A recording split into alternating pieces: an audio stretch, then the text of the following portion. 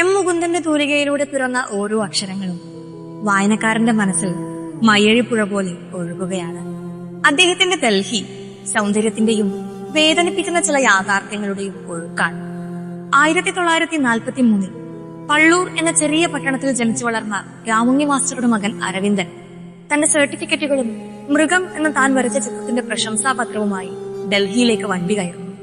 അവിടെ തന്റെ മരിച്ചുപോയ ജ്യേഷ്ഠന്റെ സുഹൃത്തു വഴി ലഭിച്ച ജോലി ഉപേക്ഷിച്ച് അരവിന്ദൻ ബീഥോവാന്റെ 7th സിംഫണിയും മൊസാട്ടിന്റെ സംഗീതവും ക്യാൻവാസിൽ പകർത്താൻ വെമ്പി നടക്കുന്നു.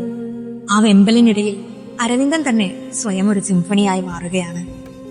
ഇതിൽ അരവിന്ദൻ എന്ന ചിത്രകാരനുണ്ട്, അയാളുടെ നഷ്ടപ്രണയങ്ങളുണ്ട്, നഗരത്തിന്റെ ഏകാന്തതയിൽ അലഞ്ഞു നടക്കുന്ന ആത്മാക്കളുണ്ട്, ഡൽഹിയിലെ മലയാളി കോളനികളുടെ ഗൃഹാതുരതയും ചെങ്കോട്ടയുടെ പ്രൗഢിയും കൊണാട്ട് പ്ലേസിലെ തിരക്കുകളും അതേസമയം ചേരികളിലെ ദയനീയതയും ഈ നോവലിൽ ഒരുപോലെ ഇഴചേരുന്നു. ഒരു തലമുറയുടെ ദേശാടനവും സ്വപ്നബന്ധങ്ങളും തന്റെ വേരുകളോടുള്ള ആത്മബന്ധവുമെല്ലാം ഈ നോവലിനെ കൂടുതൽ മനോഹരമാക്കുന്നു.